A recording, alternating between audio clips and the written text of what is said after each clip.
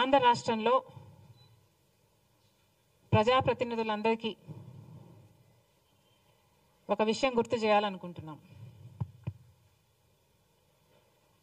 మన రాష్ట్రం ఏర్పడి 10 సంవత్సరాలైంది. కానీ ఇంతవరకు మనకి ప్రత్యేక హోదా రాలేదు.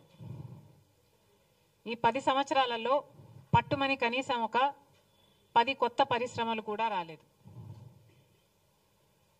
దాంతో మన బిడ్డలకు ఉద్యోగాలు రాలేదు. పోనీ వ్యవసాయం బాగుందా అంటే అప్పు లేని రైతు మన రాష్ట్రంలో లేడు. మనకు రాజధాని లేదు, మనకు ఒక మెట్రో లేదు, కనీసం మనకు బడ్జెట్ కూడా లేదు. చంద్రబాబు గారి సూపర్ 6 అమలు అవుతుందో లేదో కూడా తెలియని పరిస్థితి. ఇది ఈరోజున్న వాస్తవాలు. కానీ మన రాష్ట్రం ఇంత డెవలప్మెంట్కు నోచుకోకుండా 10 సంవత్సరాలుగా అల్లాడిపోతుంటే మన ప్రజాప్రతినిధులకు ఆ విషయం కనీసం గుర్తున్నా ఉందా? ఈరోజు మన రాష్ట్రంలో పరిపాలన జరుగుతుందా? ప్రజాప్రతినిధుల దృష్టి అంతా ఎక్కడ ఉంది? చంద్రబాబు గారేమో శుద్ధి అని శాంతి హోమాలు చేస్తున్నారు. పవన్ కళ్యాణ్ గారేమో ప్రాయశ్చిత దీక్షలు చేస్తున్నారట. ఇక ఇప్పుడు జగన్మోహన్ రెడ్డి గారు కూడా ప్రక్షాళన పూజలు చేస్తున్నారట. ఒకరి మీద ఒకరు పోటీపడి మరి నీచమైన మత రాజకీయాలు కాకపోతే ఇది ఏమిటి అని అడుగుతున్నాం. చంద్రబాబు గారిని అడుగుతున్నాం. బయట మార్కెట్లో నెయ్యి ధర 700 నుంచి 1000 రూపాయల వరకు ఉంది. జగన్మోహన్ రెడ్డి గారి సర్కారు 320 రూపాయలకే నెయ్యి సప్లై చేసే టెండర్కి ఆమోదం తెలిపిందని మీకు తెలుసు. నెయ్యి కల్తీ అయిందని, లడ్డూలకు వాడే నెయ్యిలో beef టాలో, Pig fat, fish oil ఉన్నాయని నేషనల్ డైరీ డెవలప్మెంట్ బోర్డు ఇచ్చిన రిపోర్టు మీకు తెలుసు. మరి ఇన్ని సాక్ష్యాలు, ఇన్ని ఆధారాలు, ఇన్ని రిపోర్ట్లు మీ దగ్గర పెట్టుకొని కూడా ఏ చర్యలు ఎందుకు లేవు? ఒక పక్కేమో కూటమి సర్కారు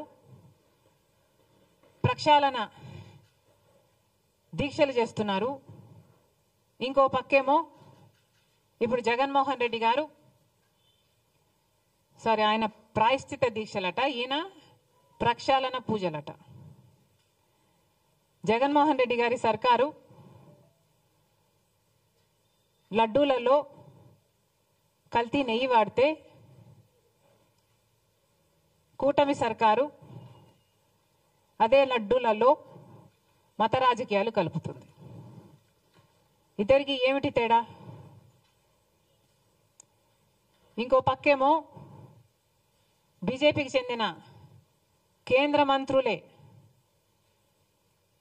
ఈ లడ్డూల వ్యవహారం మీద మాట్లాడుతూ ఇది హిందూ మతం అంతం చేయడానికి కుట్ర అని మాట్లాడుతున్నారు. ఇది హిందూ మతంపై దాడి అని మాట్లాడుతున్నారు. ఇక్కడ మన పవన్ కళ్యాణ్ గారేమో క్రిస్టియన్లు, ముస్లింలు చర్చుల మీద, మసీదుల మీద ఇదే జరిగితే వాళ్ళు ఊరుకుంటారా? మేము ఎందుకు సహించాలి అన్నట్లు మాట్లాడుతున్నారు.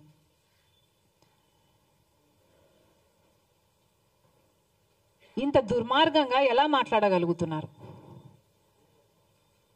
హిందువులను రెచ్చగొట్టే ప్రయత్నం మీరు చేయటం లేదా? మతాల మధ్య చిచ్చు పెట్టే ప్రయత్నం కాదా ఇది? ఇక్కడ ఒక అన్యాయం జరిగితే క్రిస్టియన్స్ని, ముస్లింల గురించి మాట్లాడాల్సిన అవసరం ఏముంది? ఎప్పుడూ లేనిది మన రాష్ట్రంలో కమ్యూనల్ వైలెన్స్ జరగాలి అని మీకేమైనా హిడెన్ అజెండా ఉందా? మతాల పేరుతో చిచ్చు పెట్టే ఉద్దేశం మీకుందా? ఒక మతాన్ని అవమానించాలి, ఇంకో మతాన్ని రెచ్చగొట్టాలి. ఇదే బీజేపీ చేసిన రాజకీయం. అదే బీజేపీ డైరెక్షన్లో పవన్ కళ్యాణ్ గారు, కూటమి సర్కారు కూడా వాళ్ళ చెప్పు చేతల్లోనే వాళ్ళు చెప్పినట్టే చేస్తున్నారనడానికి ఇంతకంటే రుజువు కావాలనా?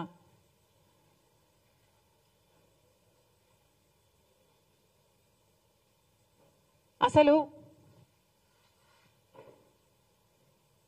ఆంధ్ర రాష్ట్రంలో ఎప్పుడూ కమ్యూనల్ వైలెన్స్ లేవు.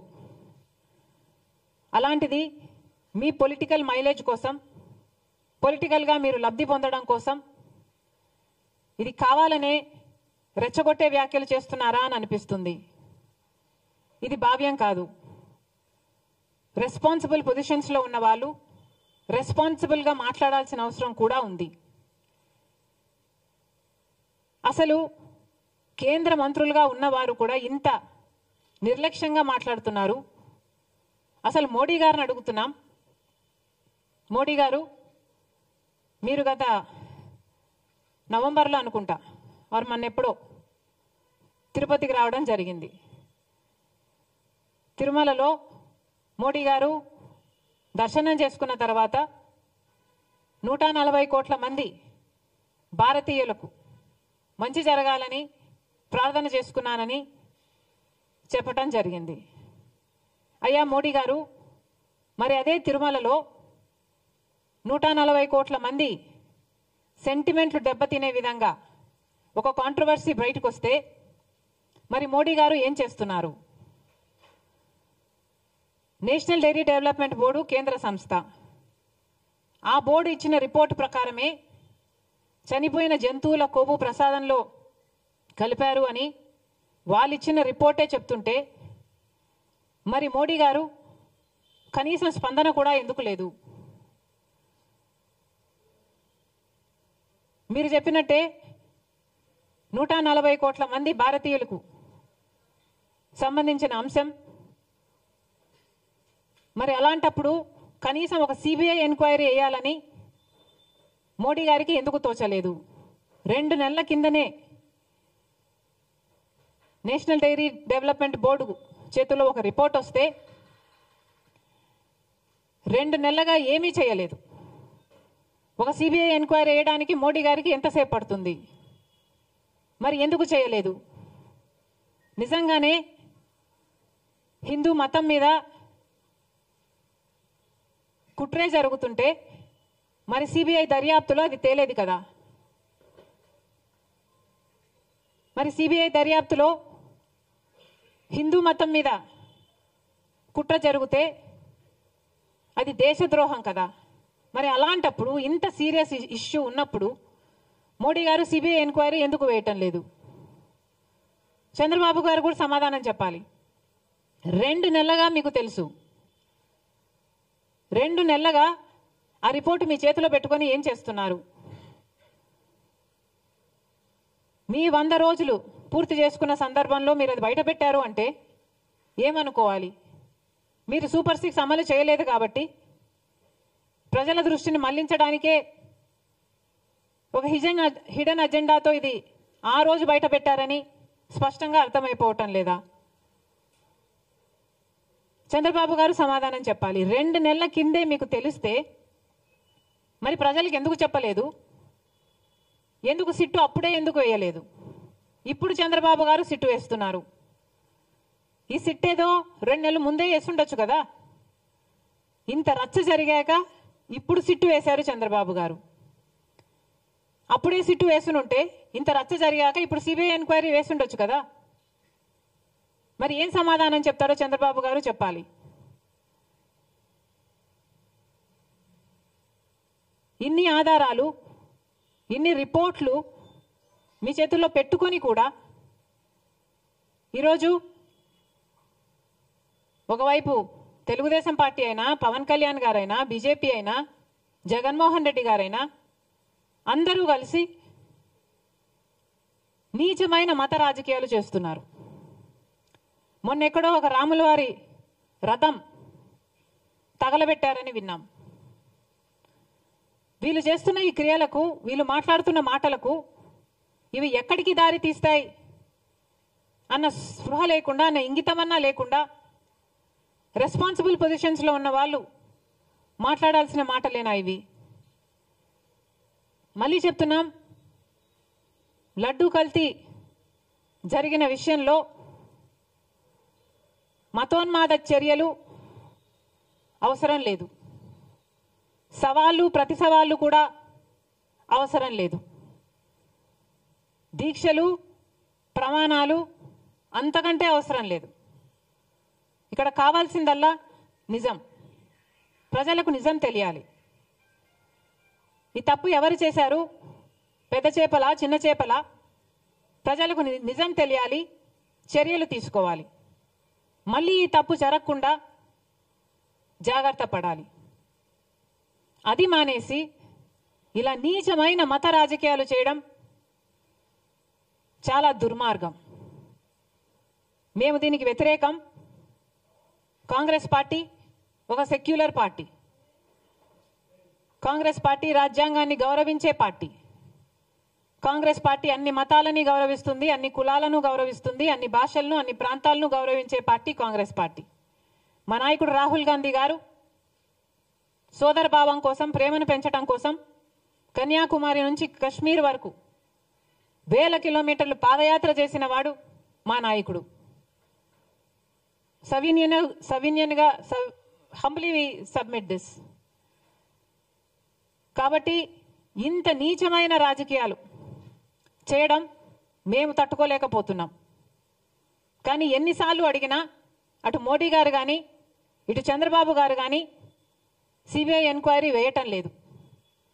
కాబట్టి మేము కాంగ్రెస్ పార్టీ ఈరోజు సుప్రీంకోర్టు చీఫ్ జస్టిస్ గారికి ఒక లేఖ రాయడం జరిగింది.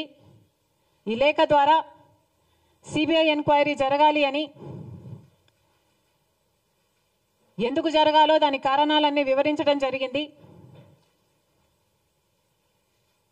సుమోటో కింద సుప్రీంకోర్టే దీన్ని టేకప్ చేసి ఇన్వెస్టిగేట్ చేయాలని కోరడం జరిగింది. ఒకవేళ సిబిఐ ఎంక్వైరీ ఏ కారణం చేతైనా వీలు కాకపోతే మన రాష్ట్రం చేస్తున్న ఈ సిట్ ఇన్వెస్టిగేషన్ను సుప్రీంకోర్టు స్వయంగా మానిటర్ చేయాలని కోరటం జరిగింది. Thank you.